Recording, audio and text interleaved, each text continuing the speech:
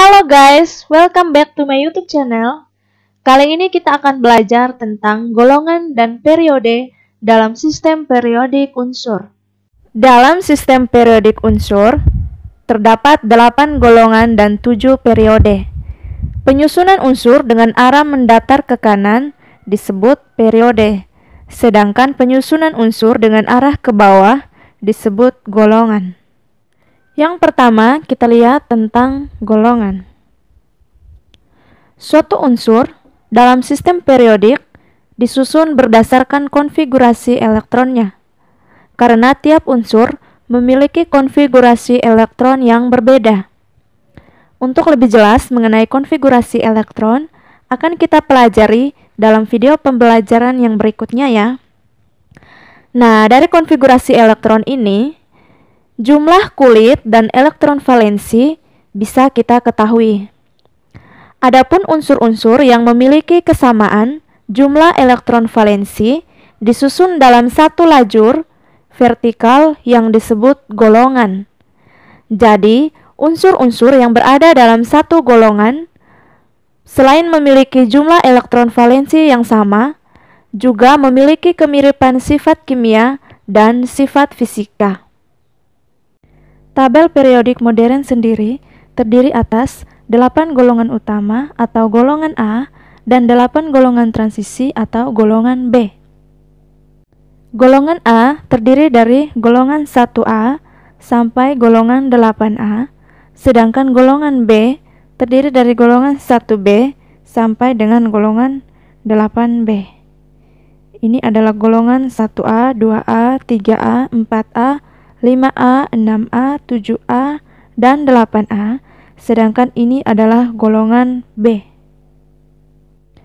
Untuk memudahkan dalam mempelajari, golongan utama atau golongan A diberi nama khusus, yaitu untuk golongan 1A disebut golongan alkali, golongan 2A disebut golongan alkali tanah, golongan 3A disebut golongan aluminium, golongan 4A disebut golongan karbon, golongan 5A disebut golongan nitrogen, golongan 6A disebut golongan oksigen, golongan 7A disebut golongan halogen, dan golongan 8A disebut golongan gas mulia.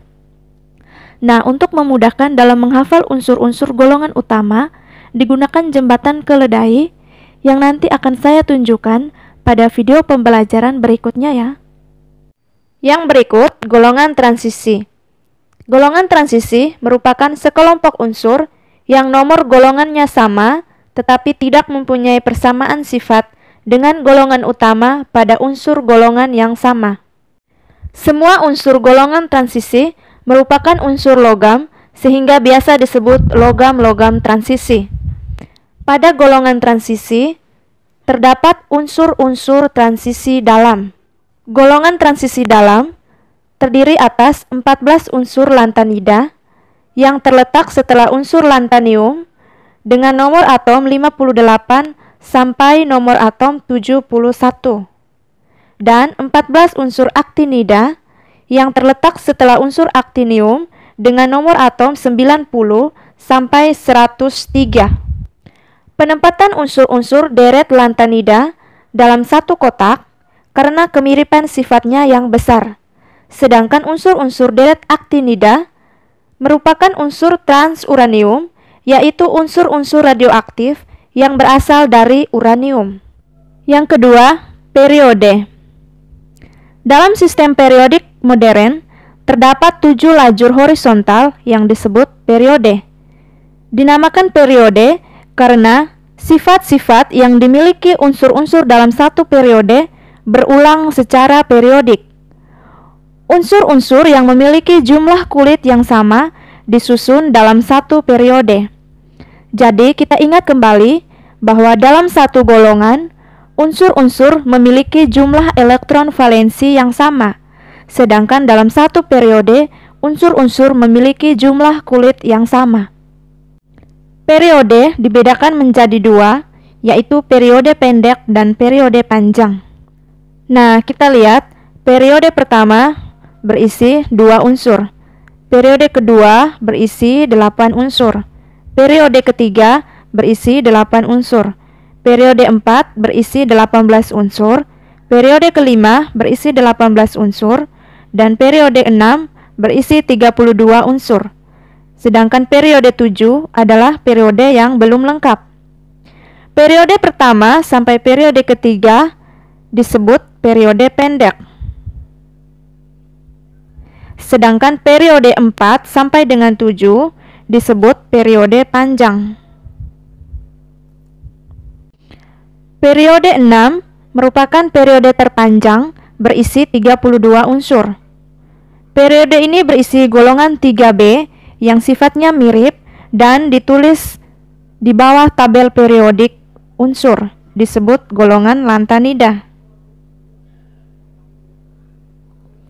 Periode 7 juga berisi golongan 3B yang sifatnya mirip dan ditulis di bawah, disebut golongan aktinida.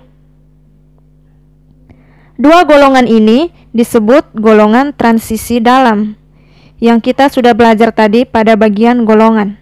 Demikian pembelajaran kita kali ini tentang golongan dan periode. Terima kasih sudah menonton. Jangan lupa like, komen, share video pembelajaran ini, dan subscribe channel YouTube saya. Terima kasih.